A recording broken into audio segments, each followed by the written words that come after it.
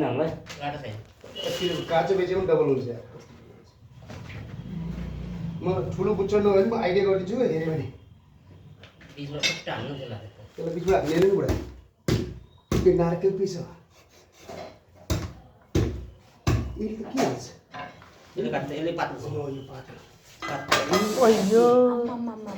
कस्तो लागेन नारकेल पिस बा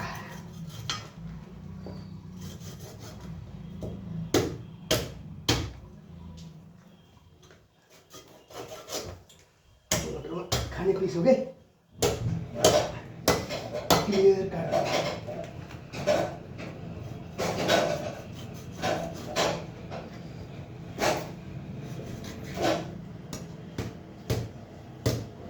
एक हप्ता एउटा बाक्स सकिन्छ होटलमा हजुर एक हप्तामा एउटा लाग्छ नयाँमा सकियो के सब कहाँ त्यही मान्छे हामीले खाएर सकिन्थ्यो र कि उसलाई भन्दा धेरैमा आफूले खाना अनि कहाँ खाइसार कि लाइसार मरेपछि लम्पसार आफू खान्छ नि होइन के अनि के हो होटल होटल भन्ने कुरा हामीले त यस्तो अब होटल मैले राम्रोसँग खाएर 2 किलो मासु खाएर मैले तपाईँले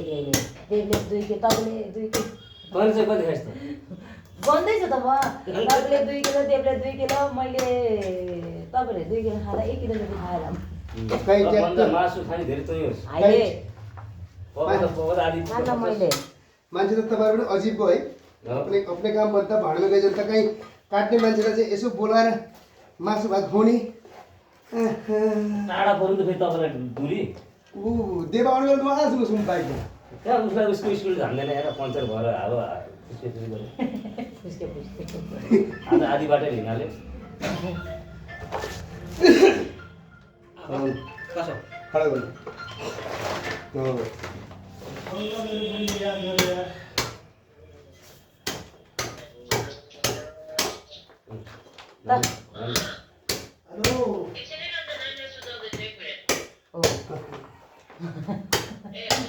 त्यसो भन्दा हुँदैन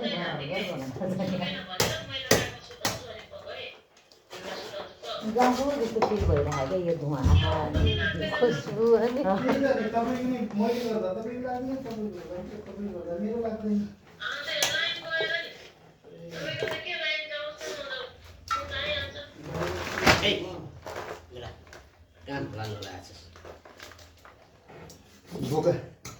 बोका रिसा चाहिँ लास्टमा पुच्छर चाहिँ पुच्छरले हान्दैन नि त भाइ पुच्छर चाहिँ पुच्छरले हान्दैन कि बोका रिसाएको छ तपाईँ है त्यो अस्ति यस्तो भुट्टा सुट्टा मासु भन्नुपर्छ ट्याक्क छुट्टो नआखेर जानेर है ल हस् बोल्नु पर्ने के तपाईँलाई थाहै छ कसरी खाने कसरी बनाउने कहाँ कहाँ मासु भुट्टा भने ट्याक्क निकाल्नुहोस् बनाउने यहाँ 2टा कुक हुनुहुन्छ एउटा पिरो मास्टर दिदी यता हाम्रो अलिकति लो पिरो मास्टर पाएको 2टा कुक मनी यहाँ हुनुहुन्छ खडा यही त उहाँले पनि बनाउनु हुन्छ सही मसाले एकछिन भरे राम्रो बनाउनु भयो अस्तिको फेरि लास्ट विकमा यस्तो बिगारिदिनु भयो नि त आज चाहिँ बिर्सिनुहुन्न बिगारेको होइन त्यो बिचरा त्यो लास्टै राम्रो बनाउनु भयो किनकि हामीले त्यो पिरो भएर क्या टेस्ट नमिठो थिएन खसी अनि यसमा कागती छ नि फ्रिजमा आज अब्बो कागज नभए त फेरि बेकार हुन्छ गफ बढी गर्ने होइन कि काम पनि ध्यान दिन्छ जाऊ जाऊ जाऊ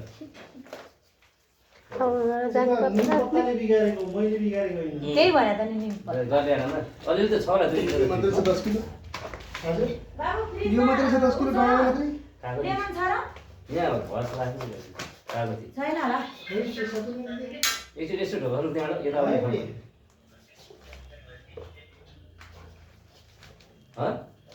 एकचोटि यसो कुराहरू दिँदा पठाउनु होइन पर्दैन बाबु भने जाने पर्छ फोन गरेर आउँछ छैन होला यता माथि यता साइडमा छैन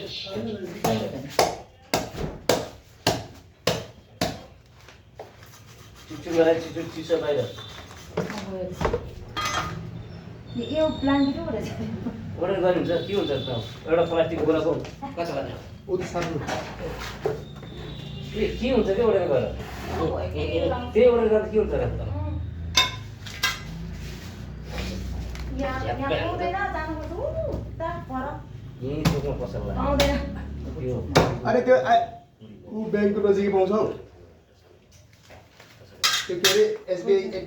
एसबिआईको एटिएम नजिक पाउँछ हजुर एसबिआईले एटिएमको नजिक पाउँछ त्यही गर्नुपर्छ नि मलाई थाहा छ। तपाईँ फेरि उतै क्याम्प लगाउनु होला नि फेरि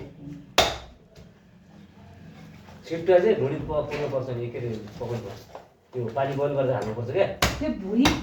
धोएर ल्याएन त्यो त 2 मिनट काम हो यार होइन भुँडी उमाल्नलाई चाहिँ चाहिन्छ क्या त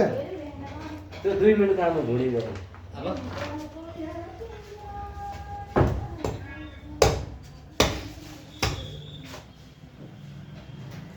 अघि नै ल्याउनु पर्ने अहिले नभने यिनी अलि नहुन्छ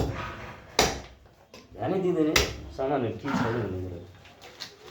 अस्तिमा तेलै रहन्छ यसो हेरेको डब्बा खाली छ यार उहाँसँग गएर तेल ल्याउनु पऱ्यो अनि कस्तो अझ खुलेको थियो यार त्यो दिन त राति भएर हेर्नु न मैले झन् बिमार लाग्यो भने नत्र त्यो दिन हाम्रो मासु खाइनँ भने हुन त घरतिर गएर रुममा गएर लिएर आइन्छ तपाईँको घर त काम चलाउनु प्याज त मागेर काम चलाएको यस्तो नि जिन्दगी हुन्छ यार नेपाली बस्ने ठाउँमा त काम यस्तो कि हामी होटलमा जाने अनि खाना देखाएर आउने अनि बेलुका थाकेर आउने अनि यहाँ बस्ती गर्ने कि हेर्दै हेर्ने नि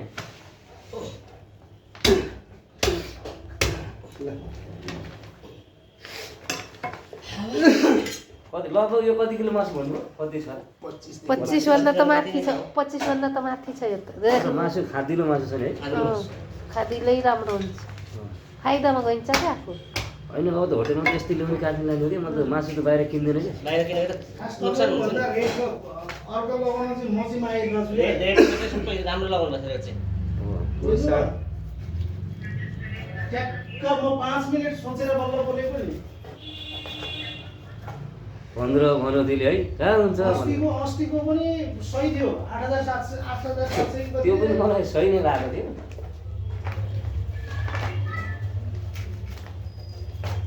यिनीहरू कहाँबाट ल्याउँछ यो यिनीहरू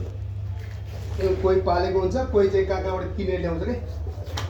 यो राजस्थानतिरबाट कोही कताबाट ल्याउँछ कोही युपीतिरबाट राजस्थानबाट ल्याउँछ यिनीहरूले कोही राजस्थान युपी बिहार जताबाट ल्याउँछन् ट्रेन भएर यिनीहरू खर्च हुन्छ होला है यत्रो टाढा ल्याउँदै त जब त्यति महँगामा जान्छन् दिल्लीमा न गाउँमा कहाँ कसले सोध्छ बाख्रो हो यार यिनीहरू त 600 हजार उठाउँछ गाउँमा कसले खान्छ र सागटी बिहान खाएको बेसी बिहान झोक्रा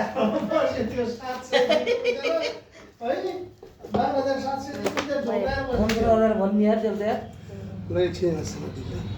सापडा त यत्तिकै राखिदिउँ होइन हुन्छ त्यो राख्ने अब यो फ्रिज गरेर काट्ने हो काट्दै एक चिन्नेलाई काट्नु पऱ्यो उता अचानक किन्नु पर्ने भएछ एउटा जस काट्नलाई सजिलो जस्तो बनाइदिनु अब हल्का हल्का मिलाएर जस्तो च्याट च्याट हान्दाखेरि झ्यामझ्याम बस्छ मैले त्यति दोहोऱ्याउँदैन काट्दाखेरि अब भान्जाले फेरि जुन जुन माछा त्यति काटेर पकाउँदैछ नि हड्डी त्यही हड्डी त्यही छोडेको छ भाँडा मिसाएर काट्नु मैले चाहिँ यो मासु कसरी काट्दिने अस्ति सबै काट्ने खुट्टा र टाउको चाहिँ अलग राखेको छ हामीले खानालाई झोलसोल बनाएर मासु सबै काटिदिएपछि त हामीले आलु काटेर गोबी मिसाएको भयो नि त अब त हो जति निकालेर पकाउनु त्यही बनाइदिएछु मैले छैन अब 2 किलो जति होला त्यहाँ मासु नेपाली आउँछन् चिकन भन्दा मटनै भन्छन् न टेस्टी रहेछ भन्छन् होइन यो बोका ल्याएर काटेको भनेको अस्ति मैले काट्दै देखेको फेरि नेपाली बोका नभन्नु होला नि खसी भन्नुहोस् न यार होइन खसी बोका उनीहरूलाई मतलब हुँदैन तिनीहरूलाई कतिले खसी बोका खाइदिनु नि होइन त्यहाँ त झन् तिनीहरूले अस्ति एउटा ग्रुप थियो यार आज आउँथ्यो तिनीहरू यता आइहाल्थ्यो 5-6 जना थिए तिनीहरूलाई चाहिँ अलग्गै मासु चाहियो भन्थ्यो अलग्गै त होइन अब खानासँग हुन्छ भने आउँछु भने आफै काँचै पनि बेच्दै हुन्छ क्या 800 रुपियाँ किलो हजुर 850 रुपियाँ किलो भन्दै हो त्यहाँ मैपालको अझ महँगो होला यार 800 रुपियाँ किलो दिँदैन हुन्छ यहाँ 800-900 छ तपाईँको मैपालको त अलिक महँगो होला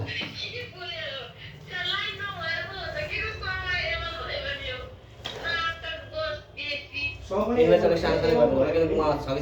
यस्तो दाउ यस्तो छ तर त्यो जस काट्दै सजिलो होस् क्या त्यो आनन्द भारी छैन